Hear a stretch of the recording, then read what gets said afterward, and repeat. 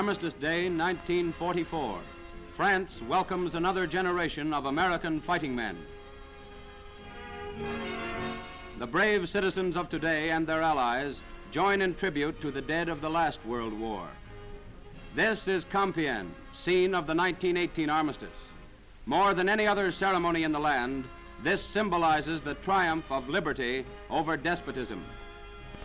Here in historic Compiègne, America's citizen soldiers and the fighting men of France have proven themselves traditional brothers in arms. Soldiers of two generations and the people pause everywhere for 2 minutes of silence at 11 o'clock.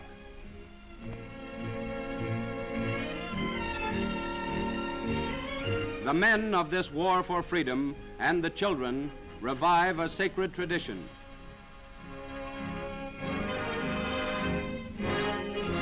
Here at Romaine, 14,000 heroes sleep in the continent's largest cemetery. The American boys have fathers and relatives resting in the famous Meuse-Argonne burial ground beyond this chapel. For the same cause of liberty, another generation of boys are now making the supreme sacrifice.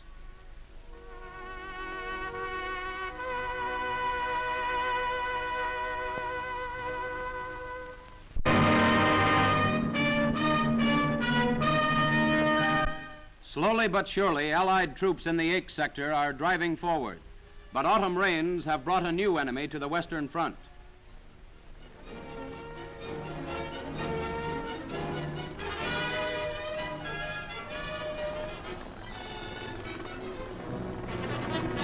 Everything that goes forward now has to fight its individual struggle with the mud.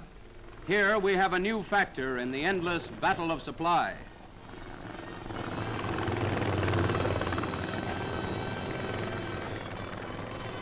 War is not all gunfire, as these American troops have found. But up forward on that same front, on German soil, the guns are busy. There's a German concentration in that wood ahead. This is the start of the Winter War.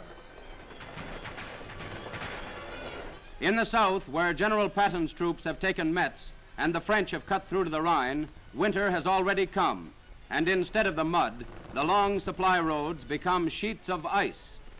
But still the wires have to be strung forward, the guns have to move, and although the wind bites, the trucks and the dispatch cars have to be kept serviceable, for there will be no pause in the Winter War.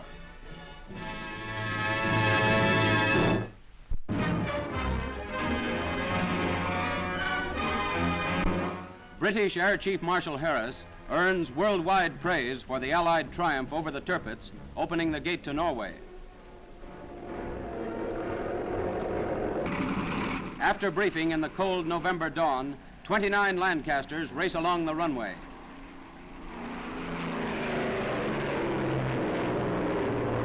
Loaded with 12,000-pound bombs, the planes climb toward the North Pole to hunt the 45,000-ton Tirpitz. For her launching back in 1939, Hitler and his aides strutted along the ship waves. Here was Nazi pomp and Nazi pride bent on war against the world. Like her sister ship, the Bismarck, this mammoth was designed to raid merchant shipping on the seven seas. She was christened by the daughter of the old Admiral Tirpitz. Führers und obersten Befehlshabers der Wehrmacht taufe ich dich auf den Namen Tirpitz.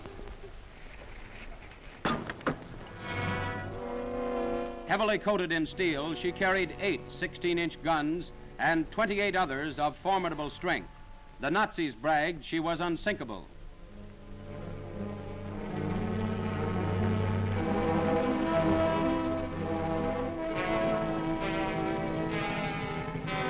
Designed for speed, she could make 30 knots at the least. But in the face of a public challenge to battle, broadcast by the SS Dakota, the famous American warship, the Tirpitz refused the challenge. While the Tirpitz hid in a Norwegian fjord this winter, her guns menaced any Allied offensive either by land or sea. Now, through the clouds above the north coast of Norway, The camera of an Australian Lancaster spots the Tirpitz in the Tromsø fjord. Smoke screens stream around the great battleship, but earthquake bombs drop toward the target and hit. Flak puffs dangerously around the planes.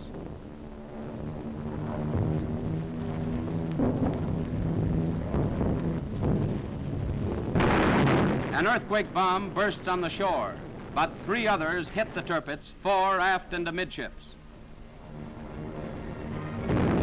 Below in Tromsø fjord, as the Tirpitz keels over, shrouded in smoke, the shadow of Nazi conquest shrinks from the north.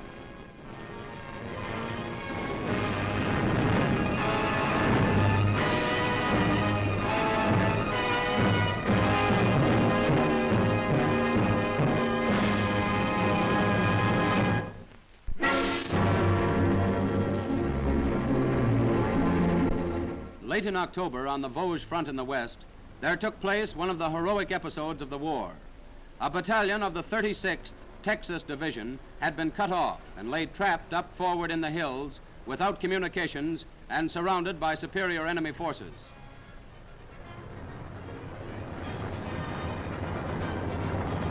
While a unit battled ahead to relieve them, they held on grimly day after bitter day. Medical supplies and rations were fired to them by artillery. A near miss would have been useless here. The shells had to land squarely on the target or else fall into enemy hands.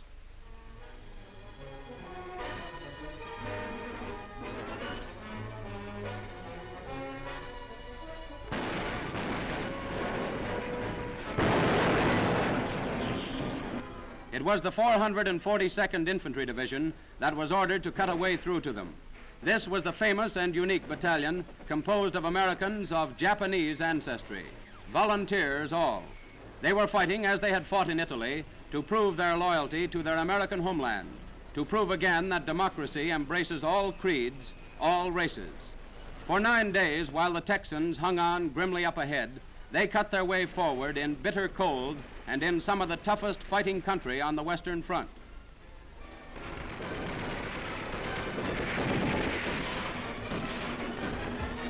They took prisoners, sometimes in hand-to-hand fighting, and on the 10th day, they broke their way through. The lost battalion of this Second World War had been relieved. Tired men, tired to exhaustion, but unbeaten. Here are the men who fought in that trap.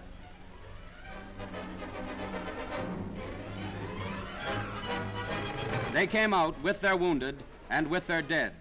They will not forget those 9 days they fought in the Vosges.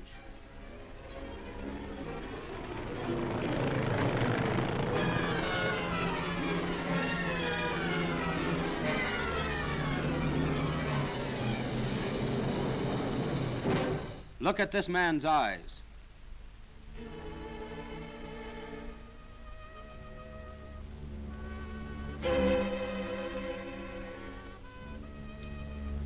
These are the sorts of men for whom words like courage and doggedness are used by the historians.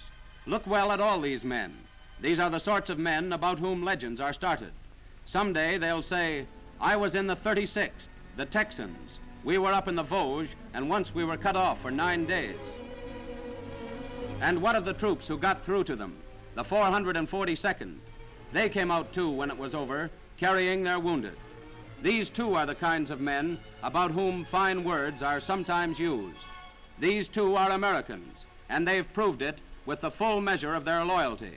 They too fought during those 9 bitter days. They too brought back their wounded. They too brought back their dead.